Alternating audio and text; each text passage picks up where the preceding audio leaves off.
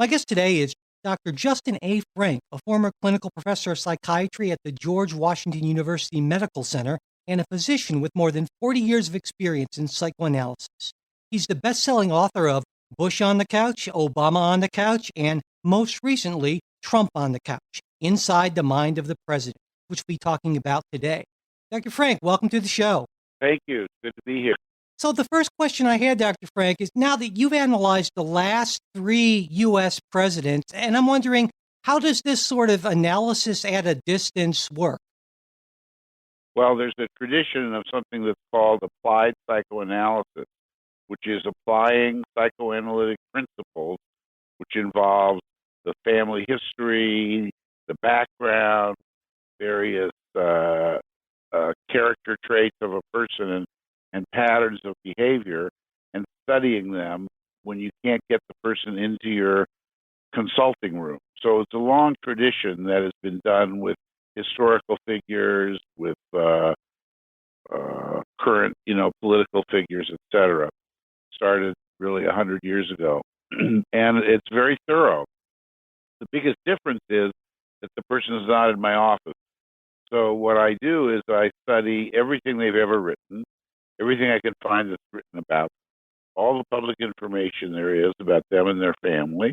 Then in the modern living, which is really has the benefit of video and tweeting and all those things, I can actually learn more about their behavior than I would if they were exclusively in my office, because then I would never know about their outside life except what they tell me about it, my consulting room. So it's a very thorough process. Each book took at least a year and a half to write. A lot of thorough research, a lot of reading. I decided only to use public information because I feel that everybody is much more intelligent and knowledgeable than they like to give themselves credit for being. So if they paid close attention to our politicians and close attention to what's going on, they could actually come up with a lot of ideas about their character structure. Right. So, yeah, and that's, I really wanted to hit that first because to let listeners know that this is not just some sort of off-the-cuff psychoanalysis thing. This is a very intensive type of process. Oh, essentially. it's very in depth, and it's not at all like shooting from the hip or like filling out a questionnaire about what do I think of George Bush or Barack Obama or Donald Trump. I mean, it's nothing like that. Right. I felt immersed in, at one point when I was writing the Bush book, which was my first one, it was raining here in D.C., and my wife said, "It's raining. Is it still George Bush's fault?" And it's because everything, I was consumed with each person I was studying for those 18 months, 2 years. Now, I know that there are a number of different schools or schools of thought in analysis, and so can you talk a little bit about what your particular approach is? Well, my approach, first of all, maybe it's a little arrogant to say this, but I'm a Frankian, which is my name. But basically, I've really read a lot of Freud. I'm very interested in Freud's ideas, and he sort of pioneered the idea of applied psychoanalysis. And then I'm influenced by two people, Melanie Klein and W.R. Bion, who were psychoanalysts who had slightly different ways of thinking about things. And they influenced me quite a bit. And then I'm influenced by Jung and other psychoanalysts, but mainly interested in how people got to be the way they are. And so the people who've informed me are really Freud, who studied defenses. He studied projection, which is like the pot calling the kettle black, or the attribution of a quality to somebody else. He studied very primitive psychotic defenses about delusions and hallucinations, and I was very interested in those kinds of things. Plus, he studied conflict between the child and the mother and the child and the father. Melanie Klein was amazing to me. She talked a lot about the importance of aggression and how it's really important to face fundamental aggression, envy, destructiveness, and that if you don't face those, you can't genuinely love another person because you have to own your own aggression and destructiveness. And Dr. Bion talked about thinking and the idea that a lot of people uh, attack the process of thought. They're uncomfortable with having to think, with having to face inner reality. And he spent a lot of time talking about those kinds of issues, which are also very important to me. That's what's informed me. That may be a longer answer than you had hoped for, but No, not at all. Not at all. I always like to understand where somebody is coming from. And I think when listeners are probably expecting sort of why Donald Trump is psychologically damaged or something, and certainly that's something I want to talk about. But before we get to that, it's important to point out that Donald Trump was elected president of the United States, which is no small feat. And so no, it seems to me that clearly he must have some very significant strengths. And so I thought before we got into his weaknesses, we could talk a little bit about what you see as the sort of psychological strengths that he has that might have helped him in achieving this truly impressive goal that so few people have been able to achieve. well, it's a very important thing about strengths. But I wanted to say one other thing about psychoanalysis. Sure. That psychoanalysis is aimed at facilitating thought and understanding. It's not used as a weapon. And one of the things that I do a lot of couple therapy, and I would working with couples, marital therapy. And one of the things that I would tell people is, please, when you're attacking each other, do it in the room so we can talk about it. But don't use an interpretation I make as a weapon to attack each other outside of the office. Right. Because that's not what this is about. And so when I first wrote about Bush, it was because I was scared because there was something weird about him. And a couple of my patients came in and said that he reminded them of their father. Both of their fathers were alcoholics, and they were always afraid that when the father came home. And I said, I didn't know that Bush even was an alcoholic. And that got me interested. Mm-hmm. But when I wrote the book about Obama, my friends who were more liberal said they wouldn't even be interested in reading it. And I said, listen, it's about understanding Obama. It's not about attacking anybody. And they were very upset that I would do a book about Obama because they must see psychoanalytic research as a weapon, and it's not. Yeah. I just want to say, I think that's a really important point because so much of the amateur psychoanalysis we see of Donald Trump and other folks seems to be designed exactly for that purpose. Yes, because people used when I was growing up, people would use interpretations again as weapons. Oh, he's so dependent, or he's so this or so that, as a way of putting him down, as opposed to trying to understand what is it about dependency? Why is that important? Why should we think about that? Whatever it is. So I think that it's important. As far as strengths you asked about Donald Trump, I mean, they're considerable. First of all, and this is in no order really of just different thoughts. One is that he understands how to fight. He understands how to argue. He understands how to stand up for himself. He fights with a kind of confidence. He understood a couple of things that he wrote about in The Art of the Deal, which was that if you're rich, people believe what you say more than if you're not rich. Right. And I think that that's true, but I also think that that shows a deep understanding of the fact that he can say things and feel that he will be believed, and he has this confidence in what he says. So that's a very important thing to understand. He had one of his strengths, which could be seen as a pejorative strength, but I'm going to say it, is that what's called he fights like a narcissistic fighter. And that means people who are narcissistic fighters don't fight about content. They fight about personality. So, for instance, Reagan was very good at that, President Reagan. So when Mondale in the debate in 1984 made a very telling point about one of Reagan's policies, instead of debating the policy, Reagan just said, "That's pretty good for a younger man." Yeah. I mean, it was a put down, and it was like you can't argue with a narcissistic fighter because Mondale was fighting based on facts and policies and points, the way Hillary was fighting against Trump, or the way Obama would fight against people, but people who are narcissistic fighters like Trump don't engage in the specifics. And usually people think, well, they don't engage because they don't know or they don't get it or they're stupid. And that may be true, but I don't think that's enough. I think they don't engage because that's not how they fight.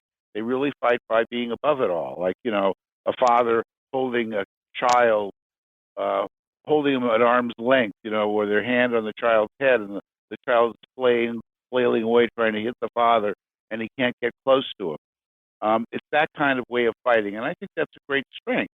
So he would put down people. He mowed down the entire GOP opposition. That's no mean trick, especially because people like George Bush and Rubio and other people, Jeb Bush rather, and Rubio, I mean, they were pretty well-respected people and pretty solid, highly elected and serious people, and he just mopped the floor with them. And it seems to me that style just has a lot more emotional resonance with the public. Yes, it does, because people, first of all, policy discussions become, my eyes glaze over when I start listening to Hillary talk about policy because I don't understand it all, unless I was, especially in a speech. I'd rather be sitting in a room with someone and talking about it. That would be different. But the second strength he has is that he is able to tap into people's dissatisfaction, and that he understood, because of his own childhood, about being a victim. He's always painted himself as a victim, and in some ways he was, because his mother didn't pay much attention to him, and his father was very tyrannical at home.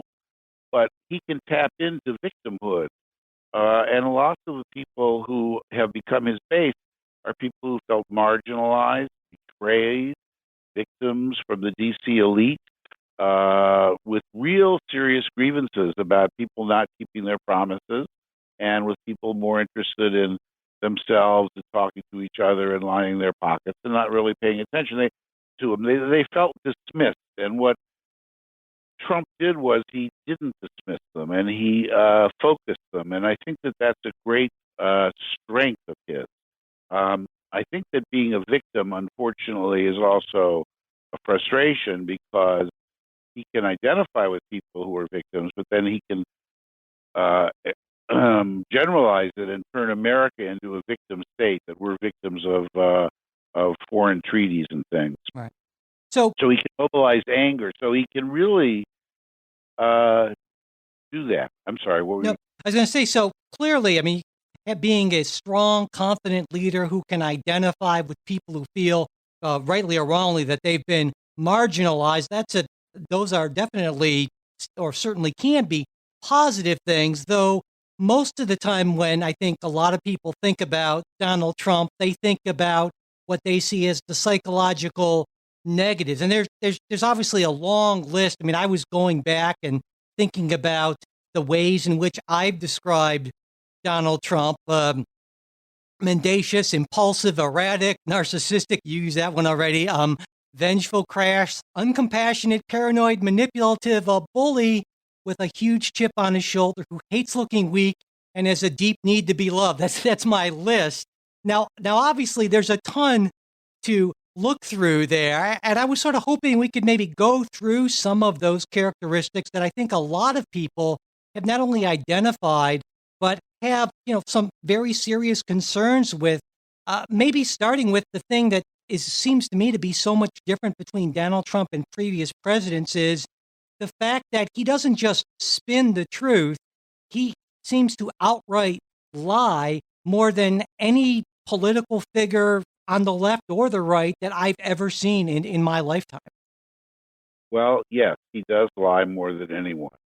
And I think that I'm always a question behind you here, because I wanted to say one other thing about his strength, No, do, and please that do. is that he appealed to people who were frustrated because they couldn't express their rage and frustration. They weren't given permission. He's a kind of a person who does road rage from the Oval Office in plain sight. Right. So it's very affirming to people who felt that they've just learned to button their lip and not say something. You know, kick up their heels maybe on a Friday night with a beer, but the rest of the time, being good, going to work, going to church, and doing the right thing. And they're frustrated and angry. And I think that he's taken a kind of a wrecking ball to most of the things in the United States, and that's a very seen as a positive thing. Now, as far as what you were saying about lying, I have a chapter about lying in my book. It's a very important concept. First of all, one lies to compensate for something else. That's the first thing. One lies to protect against anxiety. That's the second thing. So, in other words, if you're afraid that something bad's going to happen, or that you don't know anything, or you have to avoid feeling shame, you lie. What Trump had to do was, when he was a child, he couldn't read. He really couldn't understand either a certain kind of dyslexia, which involves processing words and processing what he hears. It's not only a problem reading, but it's a problem understanding what other people say. It's got a specific technical term about word processing. And what happens is that because of that, he compensated by saying to everybody else either school was stupid, or I know everything already, or he wouldn't pay attention in class, and he became very much of a disruptive student as a child. And one of the problems with that is that people who lie and who have trouble reading aren't really able to use words and thought as a way of controlling their impulse. So liars have a problem with impulse control also. The other part about lying for him is that one lies to oneself. That when you lie, you're not just lying to the rest of us. You're lying to yourself about certain qualities. You're lying to yourself, for instance, that you don't know something. That's why he would always say, I have the biggest words. I know the most. I know more than the generals. I'm the least racist person you'll ever meet. I mean, he has one thing after another. And those are all things to prop himself up, to help get some love and triumph over some fear of shame that he doesn't have those qualities. He also feels that he never belonged because he was really from the Bronx and not from Manhattan. So when he tried to rub elbows with the elites of New York, he was always seen as a guy who didn't know that much, who was, they called them in New York, the Bridge and Tunnel Club, the people who came over from Jersey or the Bronx into Manhattan and tried to use their money as an entree into society. So all of those are sources for lying. And then in his 1987 book, he justified lying by being a salesman who said that he doesn't lie, he does what's called truthful hyperbole. Use that term. And it's a great term because what you don't see when you're reading it at first is that hyperbole means lying. It's exaggerating. It's lying. Right. But he calls it truthful hyperbole. So instead of saying 100,000 jobs, he'll say 500,000 jobs. But it's not really a lie because there are more jobs from what his policy is than if he didn't have the policy. But the number is greatly exaggerated. So people call those things lies, and they are, but this is a tendency to exaggerate. And people see this people do this with certain kinds of need to compensate. So he needs to compensate for shame, compensate for anxiety about not understanding something, and trying to make himself more powerful when he's not feeling as powerful as he should feel. It reminds me of a line from the character George Costanza in Seinfeld, where he says to Jerry, Jerry, it's not a lie if you believe it's true. Right. And I was wondering, so you've kind of gotten at this a little bit. So do you think that the president, based on your research, do you think that he knows that he is actually just lying, or does in some deeper way he feels that he's expressing a deeper truth, and that's the fundamentally more important thing? No, I think he knows. I think that what the George Costanza quote is brilliant because that you say because it actually is true and it's a complete lie both. Because when they say you're not lying, when he says you're not lying if you believe it's true, that makes sense. But you're lying to yourself, and Right. that makes you believe it's true. And that's the issue. We're talking about internal lying. So when he lies to us, he may believe it, but that's not important. That may make it more true than if he didn't believe it. So my guess is he really does suddenly when he goes from 1,000 jobs to 500,000, or when he talks about the money from the Saudis for this deal or that deal and exaggerates it, he may believe at that moment that it's true, but he's always lying to himself about who he is. And he's always lying to himself out of a fear of getting caught. As a child, he was delinquent. He would lie to his father, who was a very frightening, tyrannical man. And his father said, you cannot go into Manhattan when he was like 10, 11, 12. He would sneak into Manhattan, buy switchblade knives, and develop a knife collection. And his father found out about it, and that's when he sent him to military Wow. school because he was a delinquent. So he's used to lying and getting away with things because he's trying to evade punishment and get away with things, but he's also lying to himself. The other thing about Trump is that the way he thinks is what's called segmental thinking. And you see this like in babies. When a baby, and if you had a child, if you remember a baby, when a baby's crying, you look at your baby, you think that that baby has never smiled in his whole life. Right.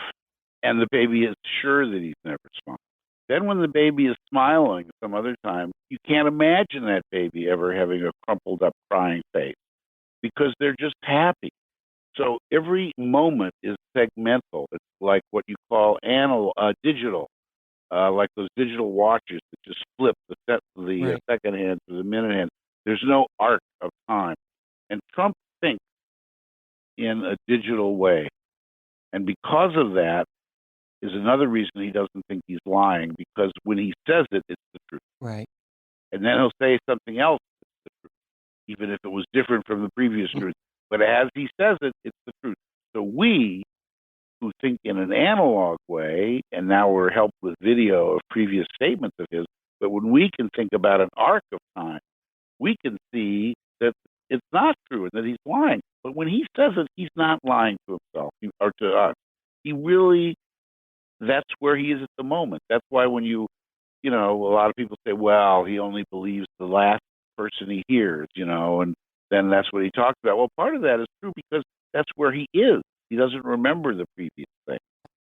It's a way of thinking that usually we get over. We all have some of that now, even all of us, but usually it gets modified and put in perspective by the time you're maybe 6 or 7 years old. But if not, you really think in digital time. So, Like what, our, so, but so, so what happens then when he is confronted by something that's a clear lie? I mean, what's the psychological mechanism that allows him to process that and not say, well, I was wrong, which, you would expect when you're presented with a clear, falsification, but he doesn't do that. no, because he dismisses it.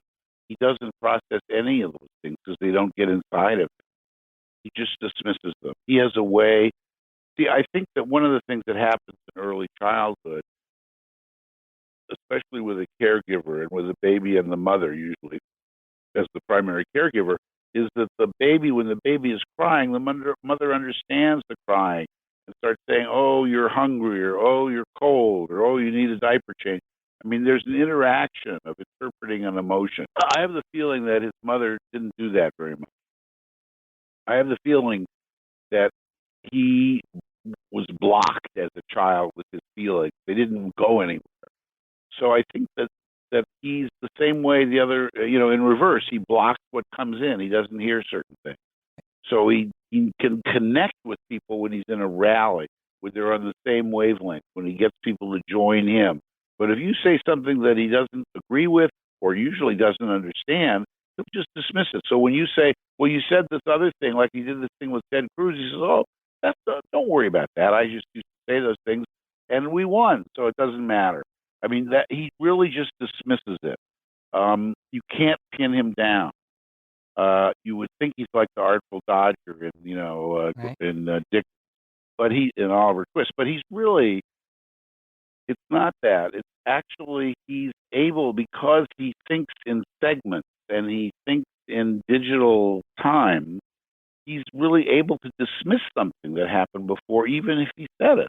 And in fact, one of the chapter I use on language about this process in him, I have a quote where of W.C. Fields, the comedian who gets very angry at his caddy in a golf course, and he says, "Don't do what I say, do what I say," and that's Yeah. Now, another sort of, I guess, a couple of characteristics that, aside from the lying, to me really differentiate President Trump from previous presidents is he seems to me to be so much more impulsive and erratic than anyone else I've ever seen in that office, to a staggering extent almost. What I mean, would you agree with that? And what would you say, perhaps, if you do, accounts for that? well, he is more impulsive and more erratic. The erratic is I've already accounted for, I think, which is Right. that he's inconsistent because he doesn't sense an arc of time. But the impulsiveness is because he didn't learn to read enough or to think enough. That you have to be able to think before you act. Thought is trial action. But for him, thought is actually the same as action. So when he thinks it, he does it. And that's much more common in little boys than in little girls. So when little boys are 5 or 6 and they have a thought about being angry, they'll punch, they'll hit out, they'll do something, they'll discharge, muscular discharge quickly. Whereas girls will try to think and figure a way of talking and arguing with each other. They'll fight too, but differently. So I think that the impulse has to do with a difficulty thinking and a difficulty containing his anxiety. So the second he feels anxious or attacked, he immediately has to attack back with Twitter or whatever he does because he's not learned really to think. This is a consequence of avoiding thinking. It's a long-term consequence of lying to himself.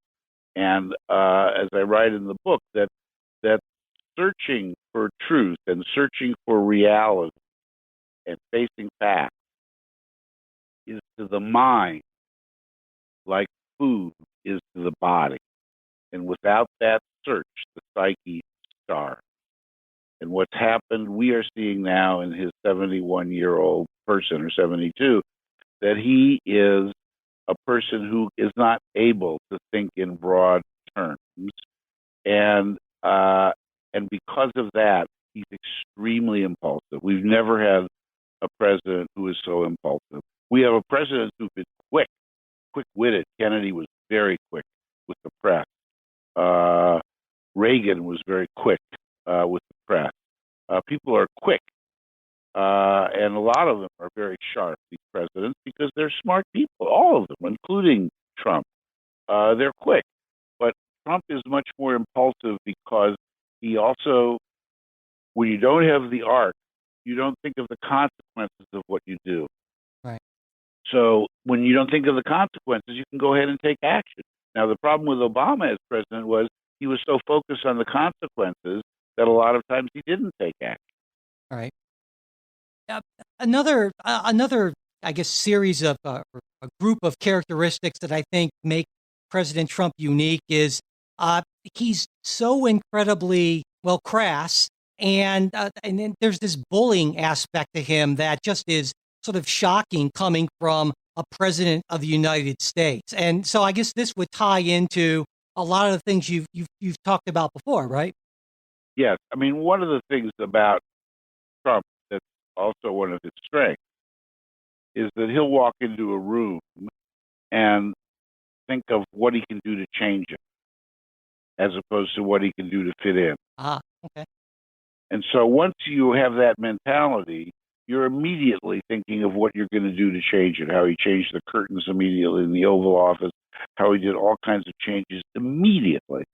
And so, because of that, he seems crass because he doesn't pay attention to the needs of other people in the room. It's crass because he doesn't take into account that other people may be more cautious or civilized or want to have a discussion. He just says, "This is what I want to do. That's it." So he sounds like a bully. Some of it is true that he is a bully, but some of it is an insensitivity to other people because he's never taken the shape of his container. He makes the container take the shape of Trump. And what's important about that is that the presidency of the United States is an office that functions as a container. It's got a history of 240 years.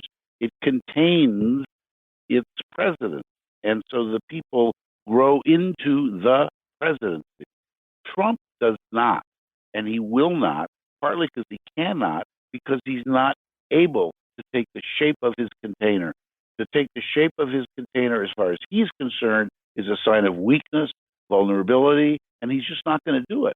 So he's going to just come in. That's why the term wrecking ball or, drain the swamp, this is about getting rid of things.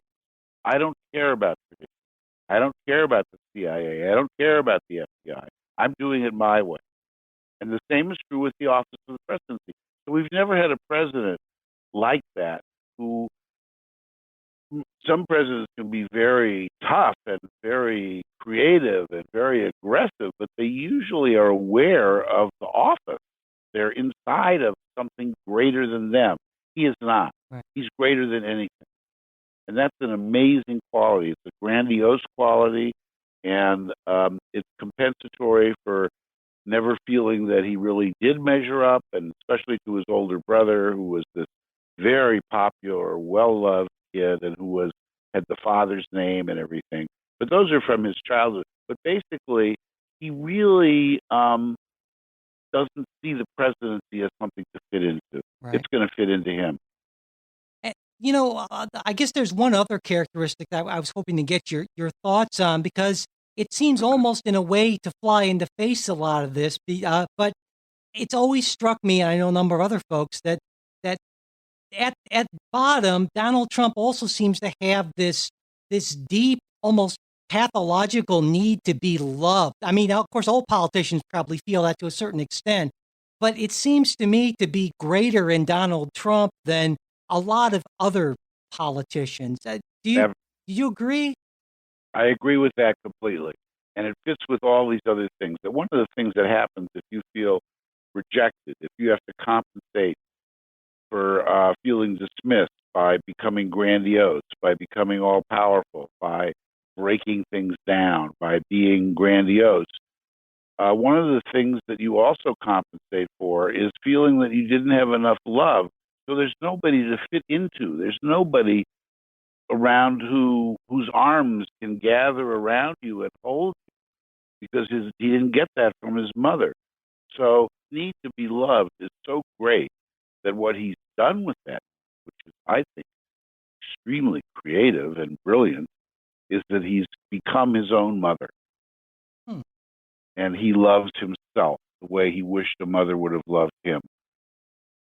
So we can see that as a need to be loved, and it really is. And that's probably part of why he ran for presidency, because he thought, well, maybe if he became the most powerful person on earth, he could gratify that emptiness and not have this need that gnaws at him. Right. But I think that there's no way to face that, to ever gratify that. But he became his own mother. He lives inside of her.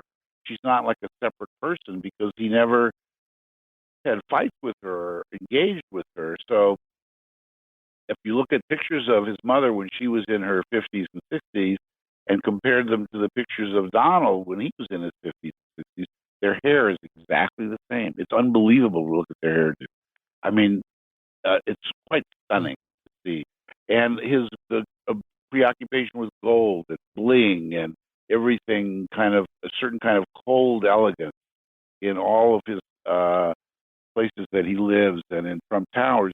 is really his mother's fascination with royalty, with the British royalty, with with beautiful objects, and I think that he became his mother since he couldn't really have her in an interactive way. I don't know if that Hmm. answers your question. Yeah. So he becomes a person who loves himself, but to an outsider, when we see somebody bragging about themselves over and over and over again, we think, boy, that person needs some loving. They're really trying to compensate. Right. Well, we can see it, but he doesn't see it because he's learned to love himself so much that that's how he functions. You know, when I was very surprised when Donald Trump was elected, like a lot of folks. But then I thought to myself, well, maybe there's an opportunity here because he's not a traditional a politician, certainly. That maybe he could actually work with Democrats on some things because, aside from a few issues, it's not like he has any long-standing ideological convictions. Now I was clearly disappointed in that. That hasn't happened at all. But aside from political explanations, do you think there's any potential psychological basis for that not happening? Yeah, he can't work with people who are different from himself. Okay. He can only work with people who are the same. So when he talks about loyalty, he means mirroring. He means somebody like Mike Pence, who says everything that Trump says, only says it with more gullibility and almost stupidity. Uh, it's like he can't negotiate with Democrats because he's not interested in negotiating. He's interested in getting what he wants. So the reason he says these outlandish things like Rocket Man or Lying Ted or whatever he does to people is to get what he wants from them. It's not even an act. It's a way of, but he's not really interested in working with anybody because working is interaction and it's interdependence. To him, interdependence is weakness Gotcha. because it means you depend on somebody else. Even though you can be strong and depend on somebody else, to him, it's weakness and vulnerability. So it's just not acceptable. That's why he thinks any kind of deal that we've ever signed, we're being taken advantage of. Right. And he believes it. So that would explain, for instance, why he has a problem with multilateral treaties and wants to Exactly. renegotiate. Oh, gotcha. Okay. Okay. No multilateral, any multilateral treaty is impossible. First of all, he likes one on one. He can't think in a group because, again, of his segmented thinking. He can't function in a group that way. He can look at different people in these meetings that he has. But basically, uh, any treaty that's multilateral is hopeless. He's not interested. He can't do it. Yeah.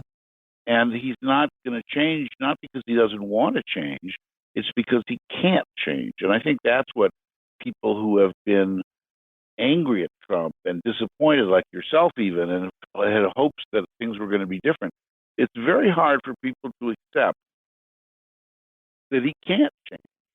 And so people just complain or whine or the pundits attack him. And I'm not interested in that because he can't change. He is who he is. And so if you don't like who he is and you don't think it's a good thing, then you have to run against him and you have to do what the women are doing running for office these days and other people who are just finally saying, wait a minute, there's no way to do accommodation because he's not interested. Right. Now, because you've written books not just on Donald Trump but also on Presidents Obama and Bush, I'd really like to hear how you would sort of compare them in terms of what you see as maybe as their greatest psychological strength and weakness to kind of bring in a little historical perspective on this, if you could. Well, I think it's a great question, but I think that I would like to frame it slightly different, not Okay. just strengths and weaknesses, but psychological characteristics. All right. For instance, because I think the strength, usually a person's strength is very similar to their weakness Right. from looking at from another side. So, for instance, George Bush's strength was that he could be decisive and say, you're with us or against us. His strength was, you're with us or you're with the enemy. His strength was that he was very much trying to keep people together. Uh, Although he ended up being divisive, he really didn't see himself that way. But the strength was that either or thinking in an absolute sense. But the weakness is either or thinking because then you can't see complexity, you can't see nuance. So his strength was his weakness. Hmm. For Obama, his strength is also his weakness. His strength is perspicacity. His strength is being able to see all kinds of things in a room and really notice different things and realize that people are coming from different places. So he can say things like, American exceptionalism is great, but to the British, they're exceptionalists for their country, and the Greeks are exceptionalists for their country. So people who think in terms of either or, there can only be one great country, America, they see Obama as being weak. And because he would see he could see things from other people's point of view. So his strength was being able to see things from other people's point of view, but his weakness was that he didn't have enough of the either or thing in his personality, and that meant that he couldn't see hate and destructiveness in other people. Hmm. So he couldn't see that Mitch McConnell hated him. It wasn't just that Mitch McConnell disagreed with him. Right. He didn't understand that. And that was his biggest weakness. So the only time I've made a diagnosis in any of the three books, because it's usually my diagnosis is George Bush, Barack Obama, Donald Trump. That's it, because they have so many characteristics. But for Obama, I made up a new one, which was he suffers from obsessional bipartisan disorder. and he can't get past that. And the reason he has obsessional bipartisan disorder is that he's mixed race, half black, half white, and he's trying to unite himself inside. And then his parents come from not just they're black and white, and not just were they divorced and separate from a very early age when he was 2, they also came from totally different cultures, one from the Midwest and one from Kenya. Right. And so he had to bring these things together. And his mother helped him actually a lot when he was a child, but he had to bring these things together. So he valued bringing things together. He valued complexity, but that made him seem weak to other people. So he was like a both and president who was leading an either or Right. nation. Right. Because you're either with us or against us. The difference with Trump is that his strength, he's different from Bush, is similar in terms of black and white thinking, either or. But the difference is that Trump has to set people against each other within our country in order to have power. Bush could set us against the world in order to have power. Whereas, so he would try to unite us in a way. That's not all he did, but that was one of his main things. So it was about all of us against Islam or whatever. Mm-hmm. Whereas with Trump, it's Democrats versus Republicans. He's trying to divide people as a way of making power and making sure that he can get rid of his own inner deep divisions in his own personality. So he just puts them out there. Yeah. I know we're running a little short on time, but I have just one final question for you. I'm sure you know and listeners know that there are some people, almost exclusively on the left, who say that Donald Trump is basically so psychologically, well, damaged is a term they would use, that he is unfit to be president, that the 25th Amendment should be, invoked, he should be removed from office. What do you think about that? Well, that's a tough one. I actually think he is unfit to be president. And the reason he's unfit to be president is that he does have trouble thinking, that he is reactive and impulsive, that he is not really interested in learning. He doesn't have any interest in understanding government because he thinks he knows it all. And the reason he thinks that he knows it all is from childhood and refusing to acknowledge that he doesn't know something. So he couldn't ever say he can't read or he doesn't understand something. Please explain it. He could never do that. So that's not presidential. You need a president who can understand those things and who is curious and wants to learn. The other reason he's unfit is that he's unable to do a fundamental function that is presidential because he can't grow into the presidency. but wants to sort of cannibalize the presidency and make it his own, he's unable to help us, Americans, you and me, manage our own anxiety. Presidents usually, all of them, even Nixon, who was very troubled at times, try to calm people down, try to help people be less anxious. They're really focused on trying to make people less afraid or less uncertain. I mean, Roosevelt was the best at that, but a lot of them do that. Trump cannot because he never learned how to be calmed by anybody else. So he sees no value in it. And the only thing that calms him down is to tweet, to attack, to be impulsive, to lie. And that's not a good thing for a president. So he can't actually make things better in a sense. He's occasionally able to say to the very rich people, well, I just made you guys a lot of money when he did the tax cut. That's true. But that's, one rich guy talking to another. So I think those are all reasons that he's not able to feel compassion because of those things. Right.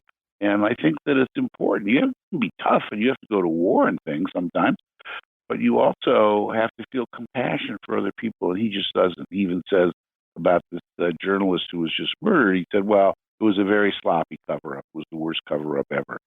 But never a statement about the person who was killed or any of those things.